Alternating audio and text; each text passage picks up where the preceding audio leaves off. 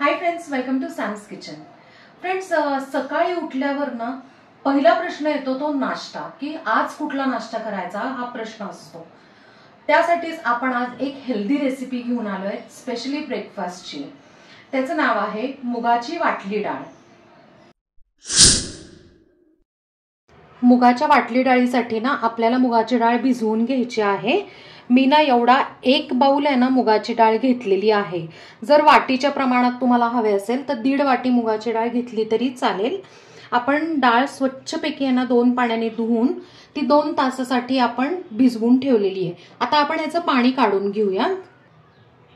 आपण मिक्सरचं एक भांडं घेतलेलं आहे, त्यात आता ही मुगाची डाळ जी आहे आपण पाणी काढून घेतलेली ती सगळी याच्यात आपण काढून घेऊया। त्यात आता एक आल्याचा तुकडा, मीडियम आल्याचा तुकडा घेतलेला आहे मी।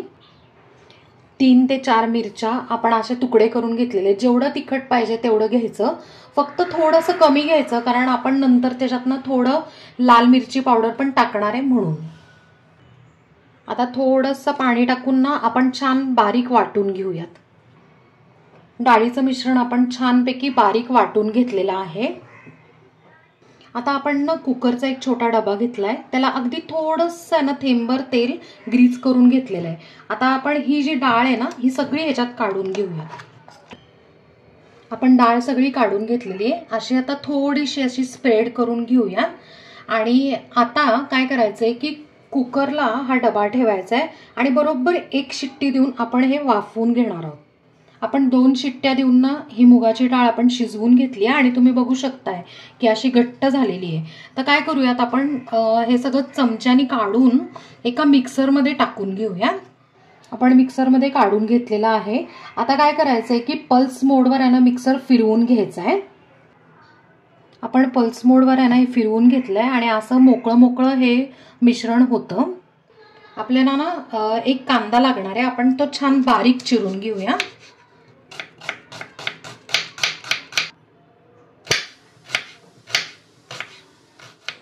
वाटली डाळ करण्यासाठी ना आपण एकाकडे छोटा डाव तेल घेतलेलं आहे। ते तेल तापलंय, तर त्यात आपण 1 चमचा मोहरी टाकून घेऊया, पाव चमचा हिंग, अर्धा चमचा हळद, कढीपत्त्याची पानं, एक मीडियम चिरून घेतलेला बारीक चिरून घेतलेला कांदा। आता एक 3 ते 4 मिनिटं आपण बारीक गॅसवर आहे ना हा छान परतून घेऊया। पूर्ण अजिबात भाजायचा नाही, अगदी लालसर करायचा नाही अजिबात।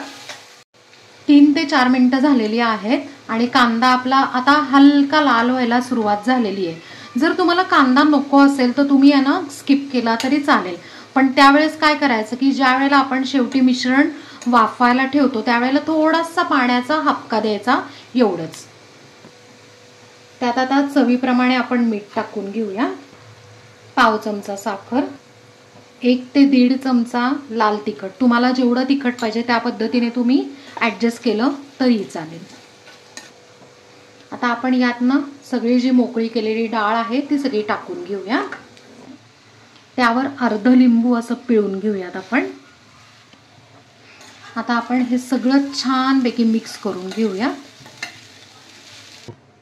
आपण छान मिक्स करून घेतलेलं आहे। आता त्यात ना थोडासा पाण्याचा हबका देऊन आपण एक 3 ते 4 मिनिटं किंवा एक 5 मिनिटं आपण आहे ना वाफायला ठेवून देऊया। 5 मिनिटं झालेली आहे आणि मस्त आपल्या डाळीला इतकी छान वाफ आलेली आहे।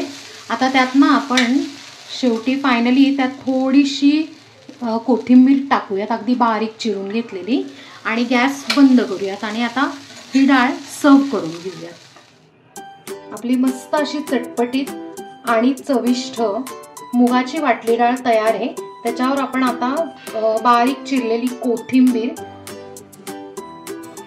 आणि सुकं किसलेलं खोबरं ह्याने आपण छानपैकी गार्निशिंग करून घेऊया। तर फ्रेंड्स, कशी वाटली तुम्हाला आजची रेसिपी? आहे ना मस्त आणि वेगळी सुद्धा आहे, पौष्टिक सुद्धा आहे। डॉक्टर्स किंवा न्यूट्रिशनिस्ट म्हणतात की ना थोडंसं रोज प्रोटीन इंटेक केला पाहिजे। तर आजचा जो ब्रेकफास्ट आहे त्यात प्रोटीन्स आहेत आणि महत्त्वाचं म्हणजे या निमित्ताने प्रोटीन इंटेक पण होईल आणि नाश्त्याचा प्रश्नही मिटेल। सो नक्की करून मला कमेंटमध्ये सांगा। आपल्या चॅनलला सबस्क्राईब करा, लाईक करा, शेअर करा आणि कमेंट करा। थँक्यू।